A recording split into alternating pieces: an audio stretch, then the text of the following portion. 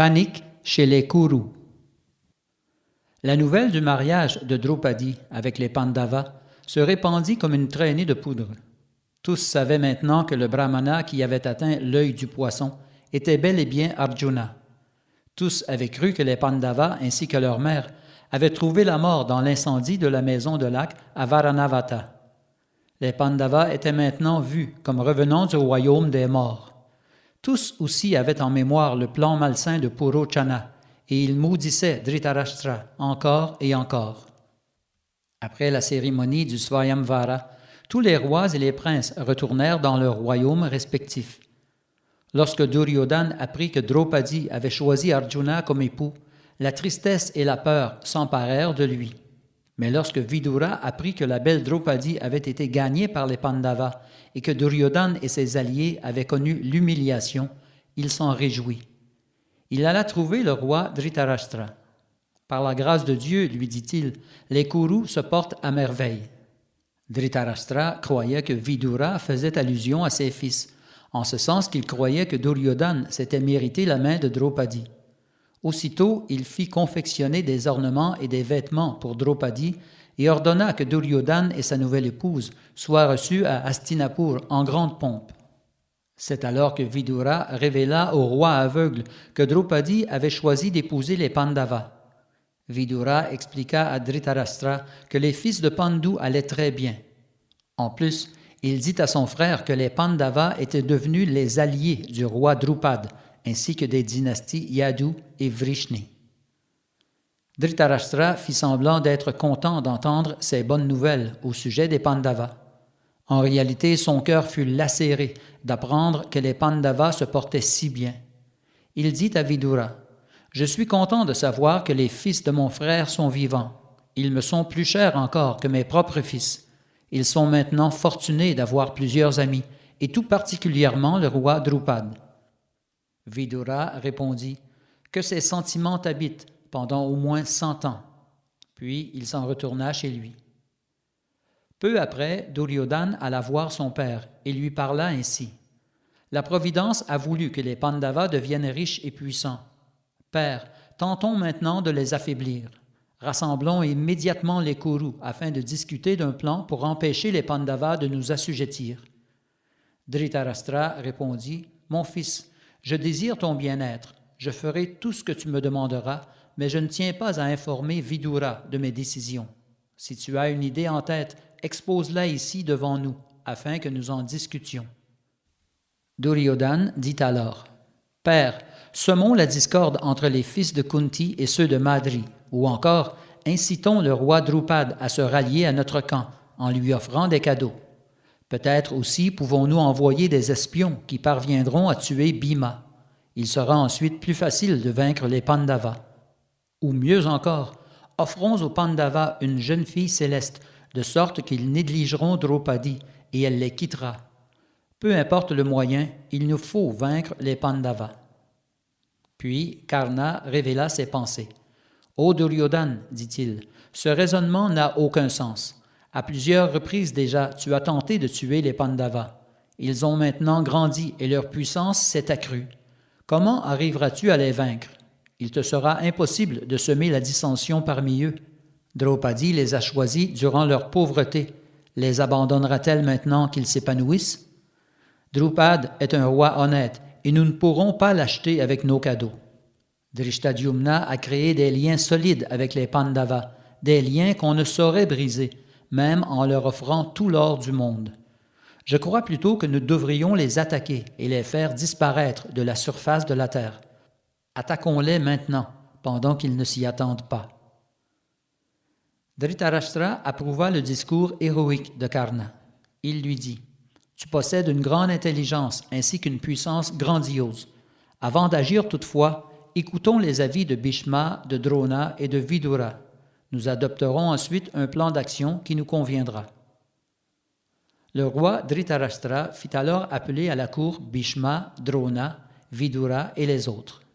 Lorsqu'on lui demanda son opinion, Bhishma répondit, « Ô Dhritarashtra, je ne consentirai pas à une querelle avec les Pandavas. Mon affection pour toi est égale à celle que j'ai pour ton frère Pandu, et cela est aussi vrai pour vos fils respectifs. Je crois qu'il vaudrait mieux conclure un traité avec eux et leur remettre la moitié du royaume.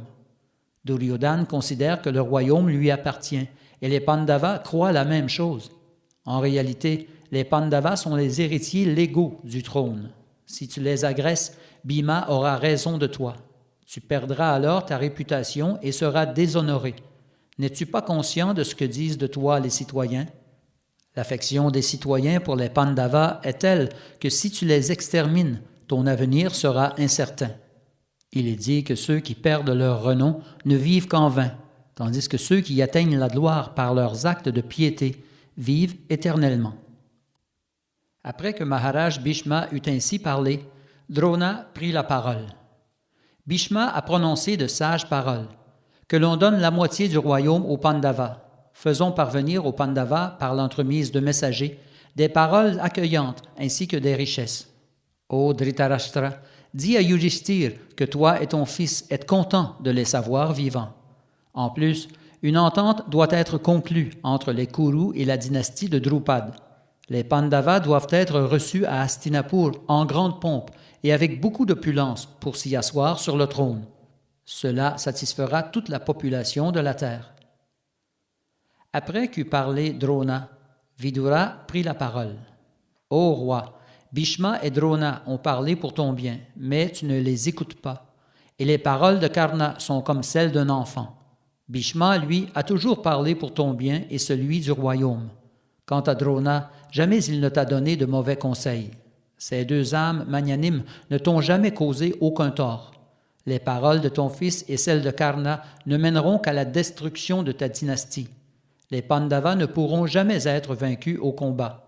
À lui seul, Arjuna est capable de tenir en haleine tous les rois et princes ici présents. Krishna, le Seigneur éternel, et son frère Balaram sont les alliés des Pandavas. Comment arriveras-tu à leur arracher le royaume? Souviens-toi du jour où je t'ai dit que Duryodhana serait la cause de la destruction de ta famille. Après avoir écouté les bons conseils que lui prodiguaient les aînés des Kurus, Dhritarashtra parla ainsi. Bhishma, Drona et toi aussi, Vidura, avez dit la vérité. Les fils de Pandu, aussi bien que mes fils, ont droit à chacun leur part du royaume. Ô Vidura, rends-toi dans le royaume des Panchala et invite les Pandavas à venir ici avec Draupadi, leur épouse. Apporte avec toi différents cadeaux, des bijoux, des chevaux, des chars et de l'or. Il est plaisant de constater que les Pandavas ont la fortune d'être encore en vie. Vidura se rendit alors dans la ville de Kampalya et demanda aux Pandavas de venir à Hastinapur. Avec la permission du Seigneur Krishna et du roi Drupad, les Pandavas se dirigèrent vers Hastinapur, la ville des éléphants. Comme ils s'en approchaient, ils furent accueillis par les héros de la dynastie Kuru, tels Vikarna, Drona, Chitrasena et Kripa. Les citoyens se rassemblèrent par milliers, pendant que les Pandavas enflammaient la population, exactement comme le soleil du matin ravive la fleur de lotus. Les Pandavas, se mêlant à la foule, pouvaient entendre ce que les gens disaient d'eux.